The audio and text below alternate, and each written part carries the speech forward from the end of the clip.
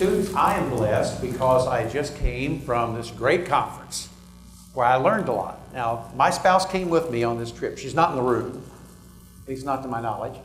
But my spouse came with me and she says, Duane, why do you keep doing this? Why do you do adjunct? Professor did not list all the schools that I do adjunct at, or the Federal Judicial Center programs I do and all that. And she says, why do you do it? And sometimes I wonder why I keep doing it, to be very honest. But I must tell you that after a morning like this morning, I know why. I learned more from them than they learned from me. Really, I thought all the panels this morning were very good. Our speakers from all across the world were very good. The different perspectives were very good. So I was very impressed with the morning and appreciate it very much. And that's why I keep doing it, because I learned more. Several different areas that I teach in, I learned more than the students, which one of your charts proved, by the way. I felt very good about that. You always like data that confirms what you've always thought. Anyhow, now, students, this is about judicial education. Don't turn your brains off, because this school produces judges. It produces Missouri judges. 2/3 of Missouri, the judges are graduates of this school. Now, I know you may think that person at the top or the bottom of the class, they can't ever be a judge.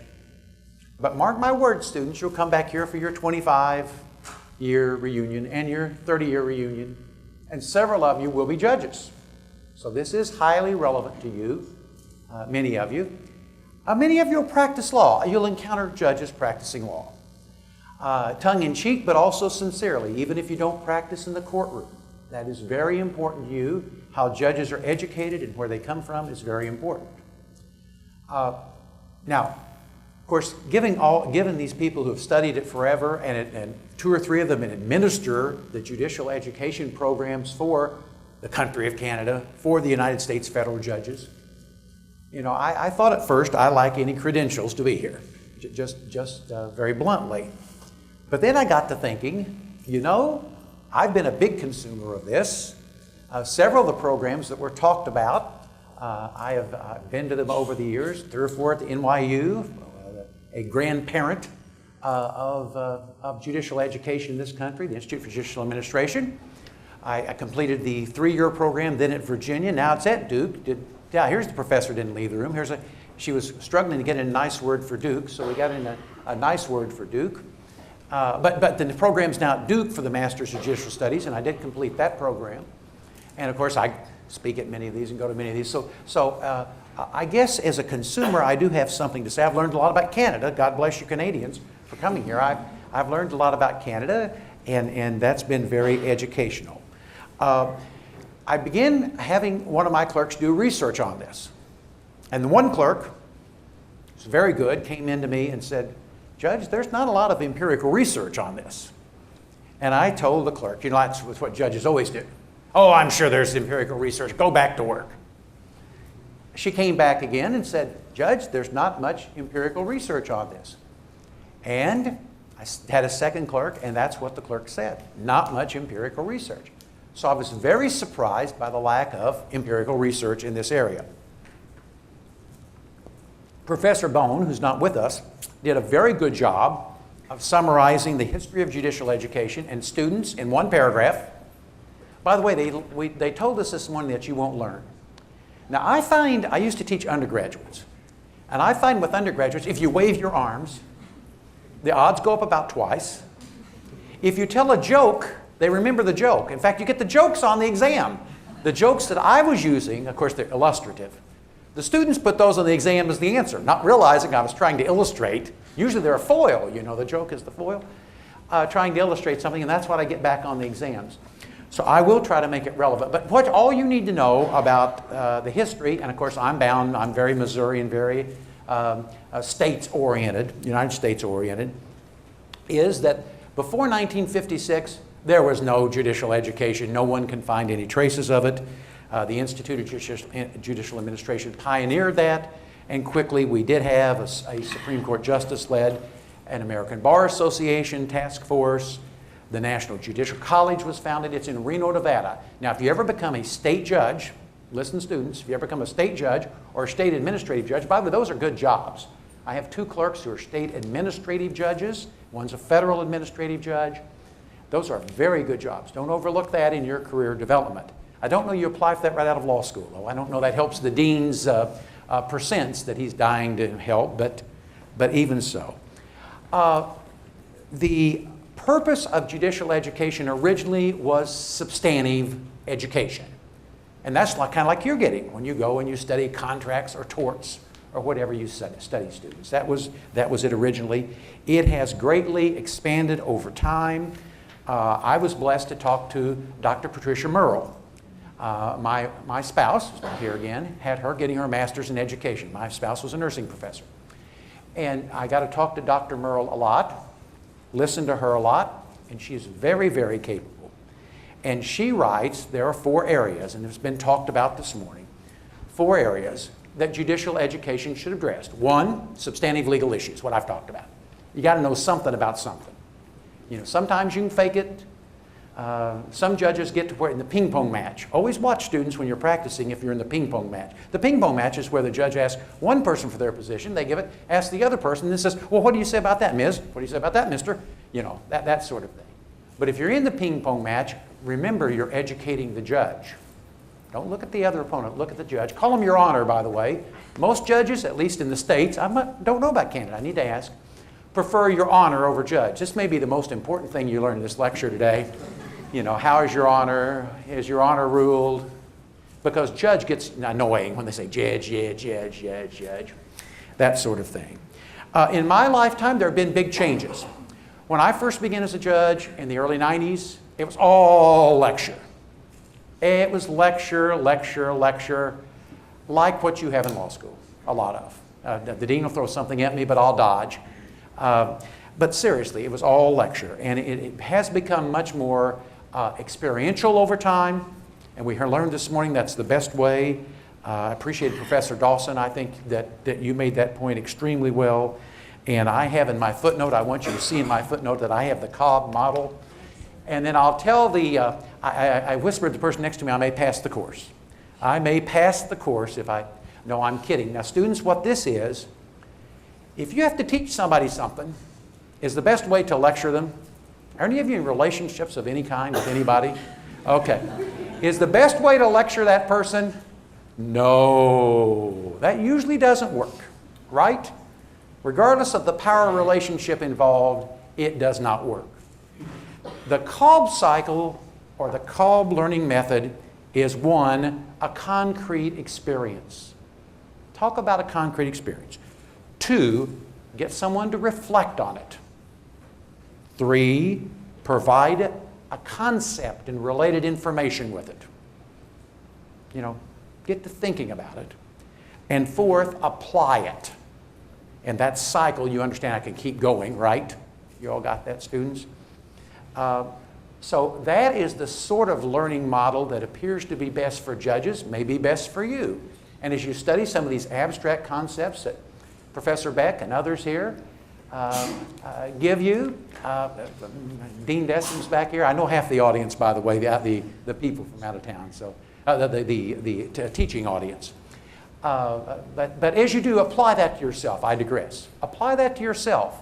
Make it into a concrete case, a concrete experience of yours. Try to relate anything you're doing. You can do that with much of law. Much of law that can be done with. Over the years, we have tried all kinds of different programs. The Federal Judicial Center does the training for federal judges. Dr. Merle summarized it well. She said if you go to state judges and state education, you can find everything. You can find very good programs. By the way, Missouri has a pretty good program. Chief Justice was here this morning. Dr. Tony Simons was not here. I did also talk to him preparing, but Dr. Tony Simons, who, by the way, is a recovering academic, a recovering professor from Missouri State University, runs that for Missouri, and Missouri has a decent funding of that. And I forgot to say, some of you will be legislators. Judicial education is the highest priority for the state budget. Yes, it is. It's by far the highest priority. Don't ever forget that. Missouri does do it on a per capita, per judge basis, allocates money that goes to the administrative office of the Missouri courts, and so that is good. But if you do go, I was back to what Dr. Merle told me, if you do go to that level, that is what's important, is getting funding for it. Everybody will nod our heads on that. Oh, research and professors need funding too. We have a little shout out to them there too. Now, one of the hottest issues that I won't talk about very much is privately funded seminars. Whenever students, something is not paid for by the government, suppose some, and this has happened, and it's happened in big states like California, just to pick a random example, where they just don't fund judicial education for a time period. Of course, there will be people rise up to give seminars for judges. And students, now some of you are getting skeptical. Who might supply those? Who might march in? Might the plaintiffs' bar march in? Yes. Might the big insurance companies and the big corporations march in? You bet. You bet. Get the judges down, review the law with a little twist. You'll be pleased to know that the federal judiciary has a disclosure program that requires judges to tell whenever they do attend any privately funded seminar. There's a list of them. That's on the web. That's known. Does Canada have the same thing generally? Does anybody know? Not right now, they don't. But perhaps they don't have the same level that we have of somebody trying to push the programs. Yeah, and I get the expert word here that they haven't had that. We did in the United States for years. We did in the United States for years have any problem with that. In fact, for years, if there was a privately, they did well to balance the funding, surprisingly. Yeah, surprisingly, but did. As I said, state courts, anything apply. Now, you should know that 40% of our states have mandatory judicial education in the United States. Yes, 40% of the states have mandatory judicial education. White and Connor is my source. I see a couple of you writing that down, but White and Connor are the source on that, and that's where it's required. Now, it's not required in Missouri that judges do judicial education, but they are subject to the same requirements for continuing education that lawyers are. You all have heard of continuing education, I bet, right? Good. Nods from the students, that's good. Now, students, the second most important thing I'll tell you, and this, are you all ready? This is a big practice tick. This is a nod. This is a shake. Whenever you clarify the record, clarify it right. You hear me? Don't say it was a nod when it's a shake or a shake when it's a nod. They typically, at least in rural Missouri, I'm from rural Missouri. I have standing to make fun of rural Missouri. How many of you are from rural Missouri? Yeah, half the room. I have standing to make fun of rural Missouri, which, of course, in my lifetime has prospered by being made fun of, but we won't go there. That's enough of that. In most states, an administrative arm of the Supreme Court runs judicial education. That's good because at least it's not the legislature. We have great troubles when the legislature starts running judicial education. Trust me. Even in progressive states. My circuit has a couple of very progressive states. Don't ask me which ones because I'll always claim the one I'm in is a progressive state. But we do have a couple of progressive states. And if the legislature's involved, it's probably not good in the long run. There might be, maybe you should qualify that, but we'll see. We'll worry about that in the question and answer. The bad thing about that is judicial education becomes top-down. The Chief Justice was here this morning, and as you heard, I was Chief Justice for 2 of my 13 years on the Missouri Supreme Court. And there's no question, Dr. Simon serves at the pleasure of the Missouri Supreme Court. His staff serve at the pleasure of the Missouri Supreme Court. You're getting the drift, right? Yeah. And lower court judges are reluctant to say they're full of beans on what they're doing. Now, they've learned to say it nicer, and you all have learned. That's about law school. You learn to say yes, but. Have you learned yes, but yet? Third practice pointer. Yes, but. Okay? Yes, Your Honor, but. Get there quickly, too. Yes, Your Honor, but. Get to the but quickly before the yes is held against you, you know. So 40% have mandatory education, 60% recommended or voluntary. Now, the main method of presenting judicial education by our states and even by our beloved FJC is by sponsored CLE and conferences. It's still face-to-face-ish, some way, somehow. We are very slow, very, very, very, very slow to get to anything that looks like, you all know what webinars are? I mean, that's old technology. We've not begun to use social media. That is a challenge, and we were tight on time this morning to ask.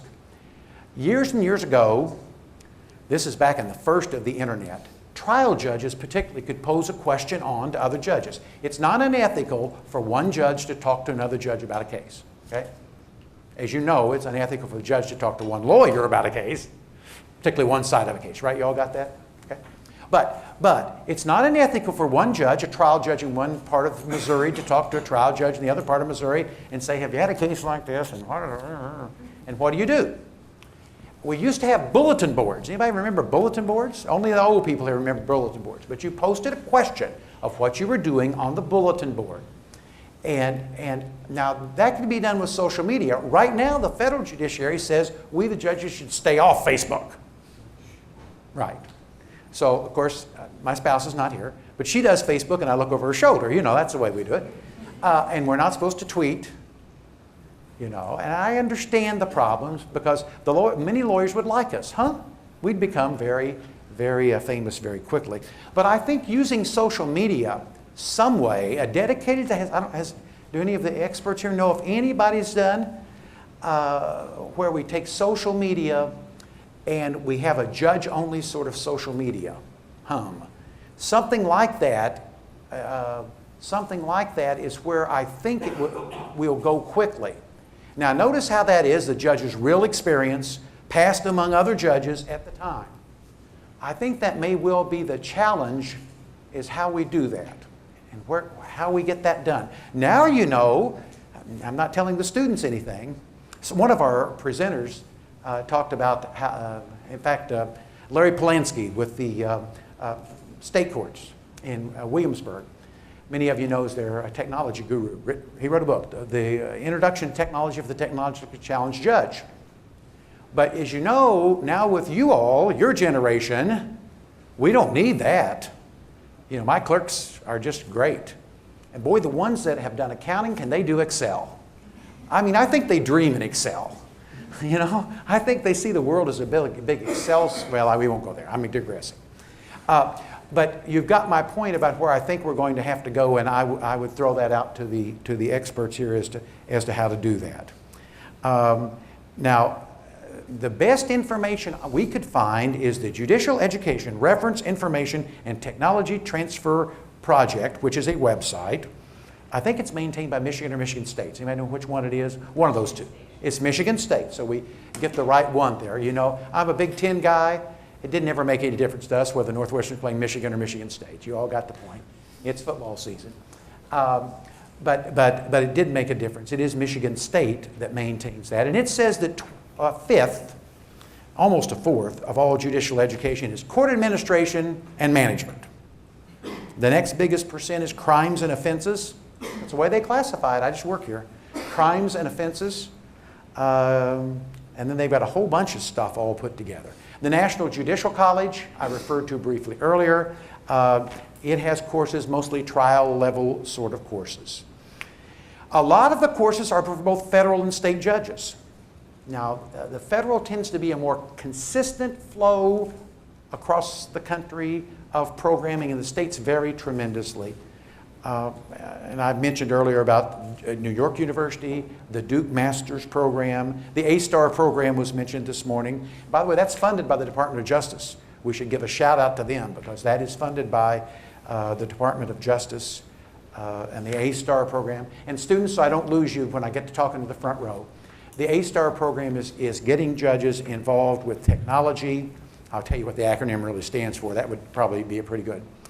Advanced Science and Technology Adjudication Resource Center. But if a judge does certain courses, then a judge gets a sort of a certification. Okay? So like the county fair, you know, those of you who know about that. Judicial education scholarship. Well, the good news is, and the front row demonstrates it, a significant rise in scholarship in the last 20 years. As late as 20 years ago, almost none, say the experts. I'm quoting them about themselves. You know, this, well, we won't go there about infinite regresses. But still, it's true. They say almost none as late as 20 years ago, and a lot more in recent time. No question about it. And part of the reason is specialized courts that was mentioned this morning, all the different kinds, and recognizing the therapeutic and rehabilitation focus of courts, another big rise in that. And I liked what you said about learner, a learner focus for the judge. Now that's pretty good because that complements judges. Judges don't like to be thought of as students. Surprise, surprise. And even the newest, lowest level judge, most insecure, doesn't like to be talked about as a student. So I liked learner focus.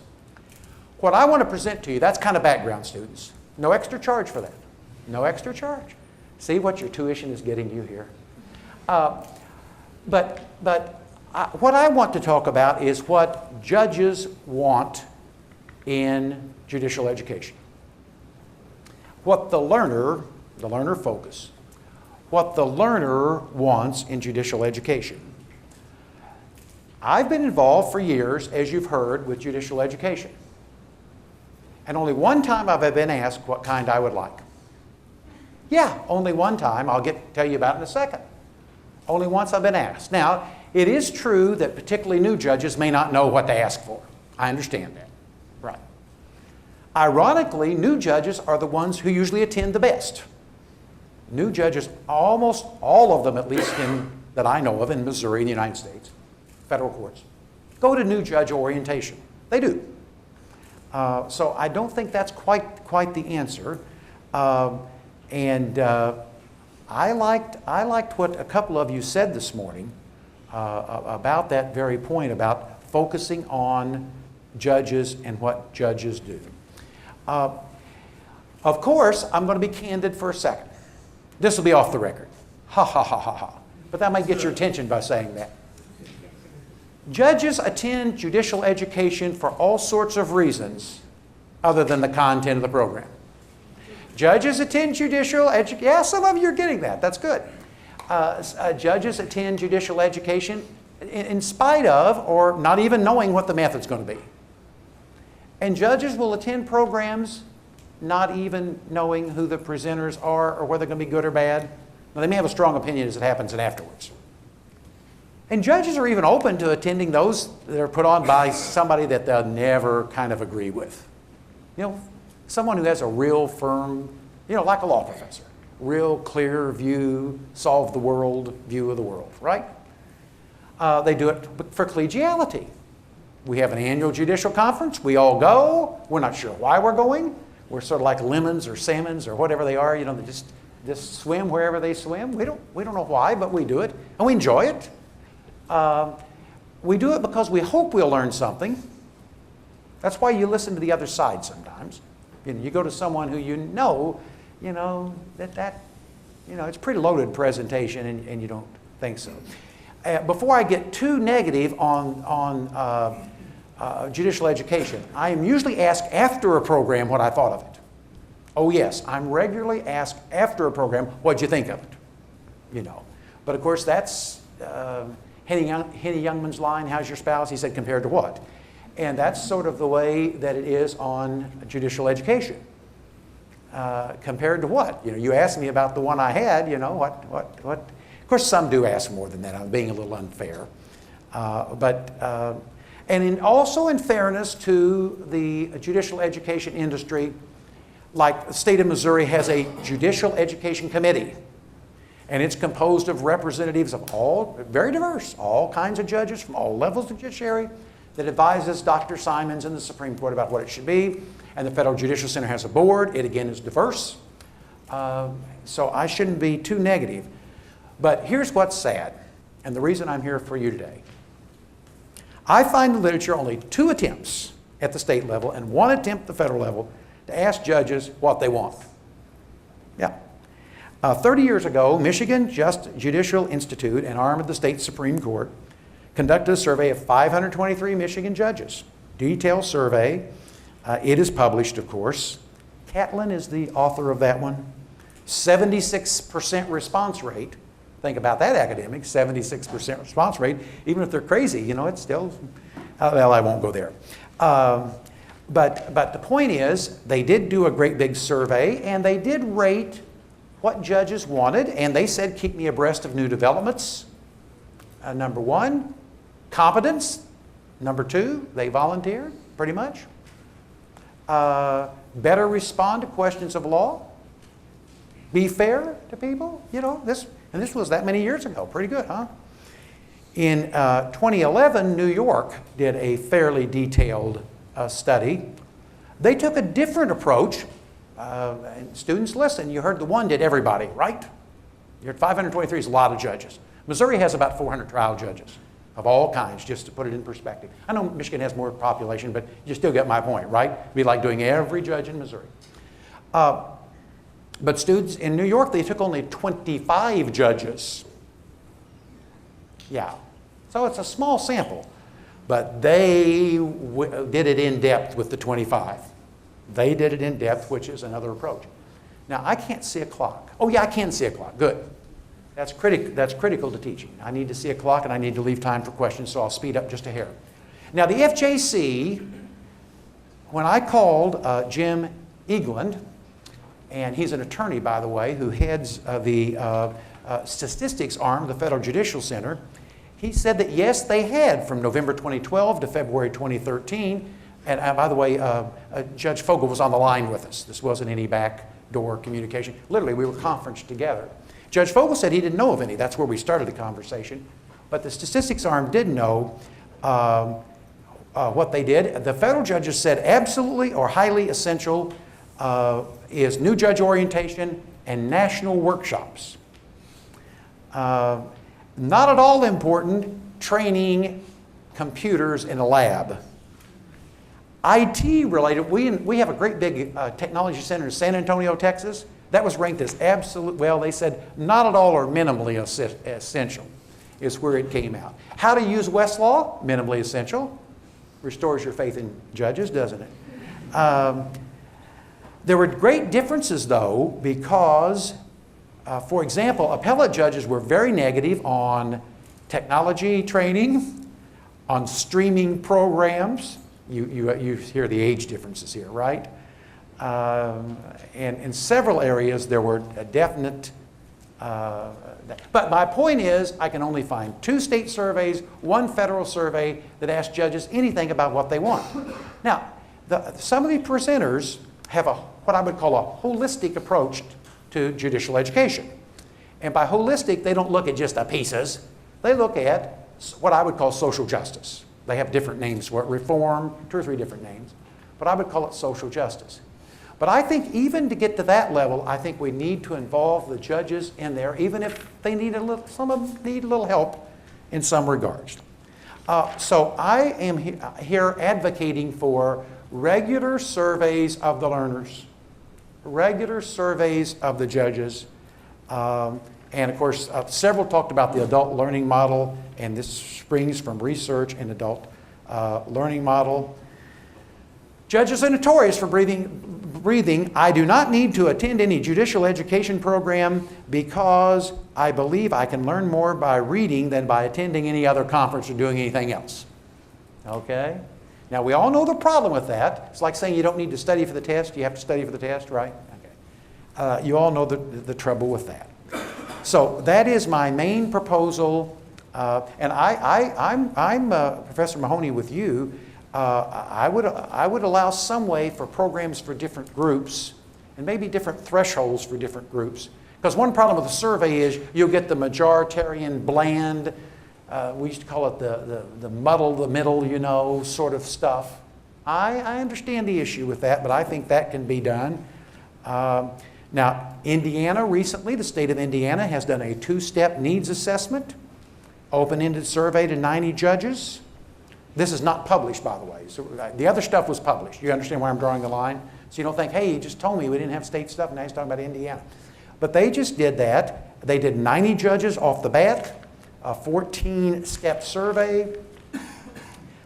Then they surveyed a closed-in survey to every Indiana judge. And the Supreme Court says you'll answer that. That's good. That's good. I just told you we weren't going to talk down to them. Now we're talking down to them. But you get my point. Of course, they had a great response rate. Surprise, surprise. So that is the first thing I would do. The State Justice Institute has grants available for state judicial education surveys that we found on the internet. Curriculum Adaptation Education Support Program. That's money for state. $30,000 per grant allegedly available on the internet. Now the second thing I want to put before you, and it's kind of odd, but when I talked to Dr. Merle, I asked her, I said, you know, I always felt as a state judge, and especially as a federal judge, like I didn't have any control over the judicial education. You know, I felt like the laboratory rat that got to pick kind of a maze to go through, but then I was in a maze. And so I said, has anybody advocated a voucher system? And you know, this is done for teachers in several states, where the teacher gets an entitlement. My sister's a career teacher, 30-some years, and she gets a voucher. She gets an entitlement to a certain amount of continuing, and within a wide range, she can choose it. So teacher development is that. And so we began studying, has any state taken and given the judge a right to it? And those of you going to be legislators, I also think this would help judicial education programs if the local judge, Missouri has 114 counties, you heard, an ungodly number, but let's don't go there. But each county has a judge. And each county has a legislator. You get where I'm going, right? And if that local judge in the local county felt they had control over their judicial education dollars, I think we would have a more robust program in Missouri. That's very down and dirty, but you know, we got to get judicial education. We'll do about anything. Arkansas has a set amount for out-of-state funding, by which they in effect give a voucher. Indiana, again, Indiana gives up to $3,000 entitlement to each judge for judicial education. And 48 judges took advantage of it, and many don't. Indiana's the same size as Missouri, so I bet they've got 300 or 400 judges, depending on how they classify people in their system. Texas gives each appellate judge $1,000. I like Texas. And they can pretty much spend the $1,000 on any education program, in-state, out-of-state. They get the first 7 months of the year to spend it. And if the Texas judges don't spend it in the first 7 months, it reverts back to the central fund. Yeah, that's a heck of an incentive. Use it or lose it. So I think that we found just a few remnants of voucher programs. But I would say a voucher program. Now, I know that in Missouri, the Supreme Court would keep control of a significant amount of money. And Dr. Tony Simons and his committee would keep control of a significant amount of money. So I don't think we'd have the case where we had the judges using it on sort of judicial education that might get us in bad publicity, just frankly. I think that can be monitored many, many ways. Thanks to the Missouri plan that covers all the appellate courts and the trial courts in St. Louis, Kansas City, and Springfield. Thanks to that, I don't think that would be such a problem. So anyhow, that's what I wanted to come and advocate for you, and I'll stand ready for questions, and especially if the students had any. Now, the experts can ask 4 questions that I won't be able to answer off the bat. We'll do that. But to the students, I know that's pretty odd. Is that a question? Yeah. Okay, now hold on. I'm going to run up there with the mic. I learned this a long time ago. We have some microphones here, Judge. Okay, we have microphones here, Judge. Go ahead. Is it turned on? Your Honor, I should have learned. Yeah, Your Honor. Yeah. It's turned on. Okay, well, usually the mic's not turned on.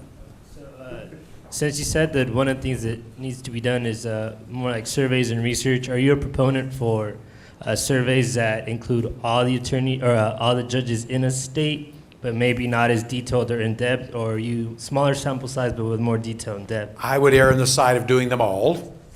Now, the academics may laugh at me, but I would err on the side of doing them all, even though a lot smaller size would be cheaper and statistically valid, if any of you know anything about statistics.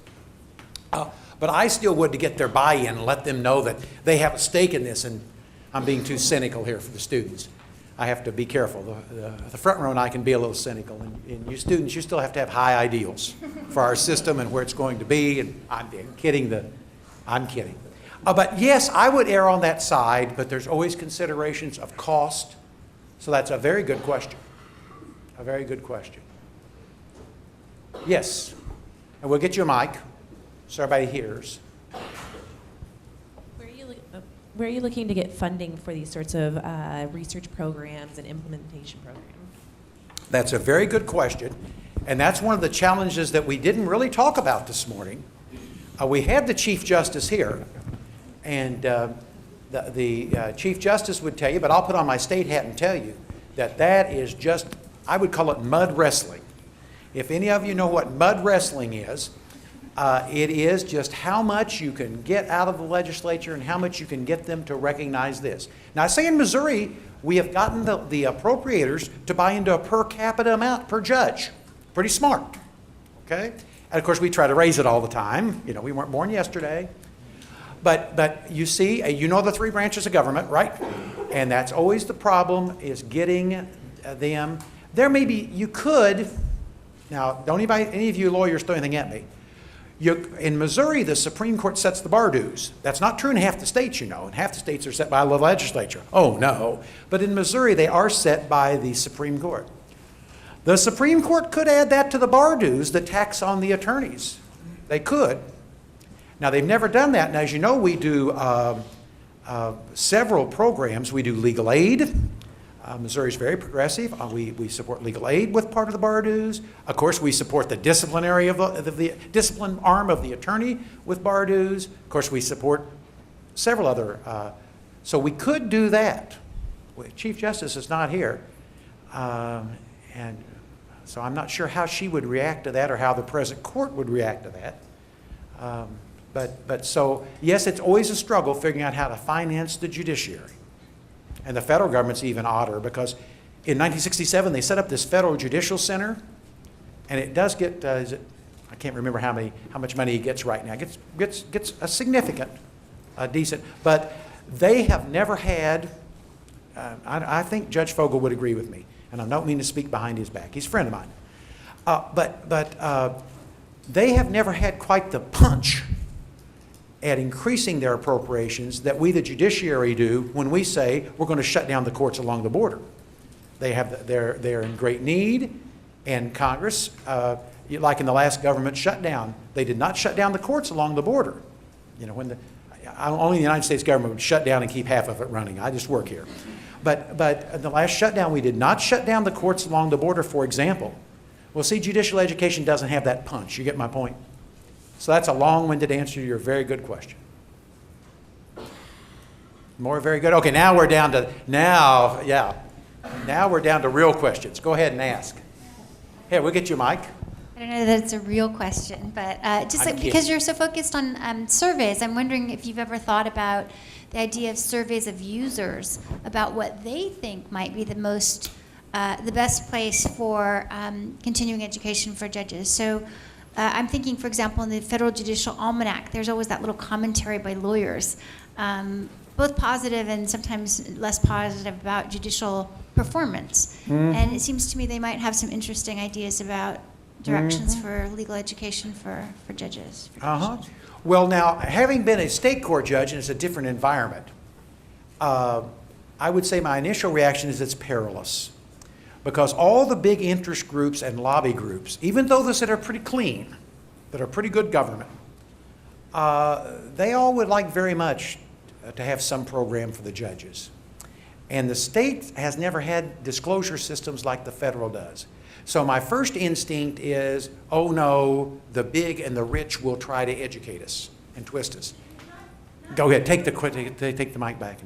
So not have them provide the education, but you were talking about surveys of judges and what do they think are the most valuable forms of education. And my thought was maybe either the topics or the forms of education, maybe the users, the parties and their council might have insights about what they Or the public? or the public, what they think would be useful. Survey public about what they think for lawyers judicial need to know. education. Yeah.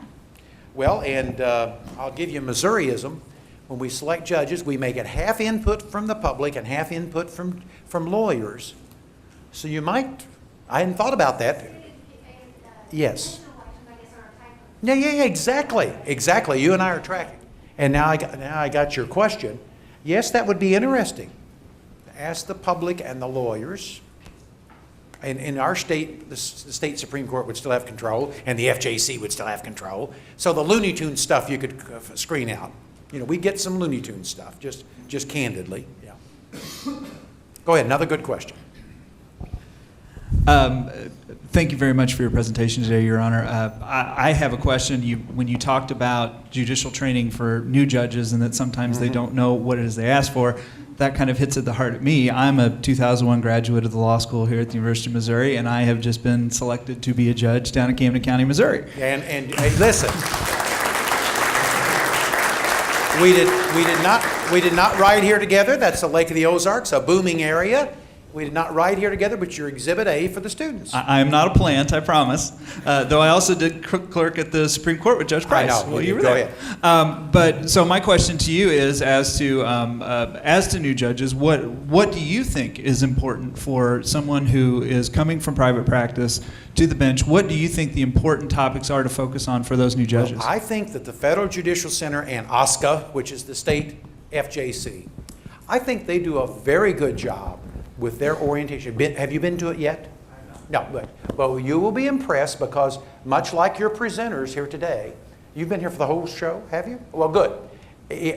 You're ahead of the ball game by listening to these presenters who are world class, but even the Missouri class level of this does a very good job of covering about what you've heard this morning.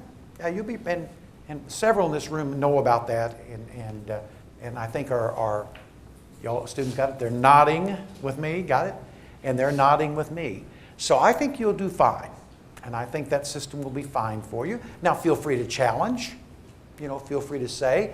As far as I know, I could be wrong, but all judges go through that program. And in Missouri, we require the municipal judges to go through it, as you know. And we require the municipal judges to take CLE and that sort of thing. Okay? Okay, more questions? Have I worn you out on questions? Mary Beck, Professor Beck, I'm sorry, more formal in this setting. I wonder what you would recommend to our students and graduates to prepare themselves to assume a judgeship. Do as many different things as you can. Yes, I'm very sincere. I'm era of Vietnam, I went in JAG Corps out of law school. I went from New Haven to the military, and I had a short stint in the congressman's office, and was state tax collector. Some of you know, of course, Professor Beck does. But I would say just all kinds of different, because in America, it was a subtext this morning, at least in the United States, the judges are generalists. In most of the countries I heard from here, the judges are still generalists. And boy, we can have one case that's a criminal sentencing, and one case it's about intellectual property, and the next case it's about some contract dispute, and the next case it's a class action on a big corporation charging a certain amount of money that they're not supposed to be charging. So I would say to the students, don't think there's one track. I can't say that word. One track. I'm from Southern Missouri. How are you from Southern Missouri? English is a second language to me often. Don't think there's one track to get there, okay? But a variety of experiences. I'm always suspicious when I headed the Judge Selection Commission the 2 years I was Chief Justice. And I was always suspicious somebody had always been in a big firm. Or someone had always been the only lawyer in the county seat. There are usually 2 or 3, Abraham Lincoln's proposition holds. You students all know that, right? Okay, good, nodded heads. So that's what I would say. A variety of experiences. Stay open. Things change. If you're around for a while, things may completely change. And by things, I mean the basic assumptions, things you assumed were true when you were in law school, you may find out not to be true, and all different versions of that. So I would say a variety of experiences. But of course, to be a judge in Missouri, it's good to start at this law school. let's not miss the obvious point here, because this school has traditionally done a couple of exceptions I could talk to you about in terms of areas of our state, not in terms of people. There are a couple of areas of our state where other law schools do tricks and dirty things. No, I won't go there. You can tell where I taught and where I, okay. Oh, enough said. Here's an expert question. Yeah.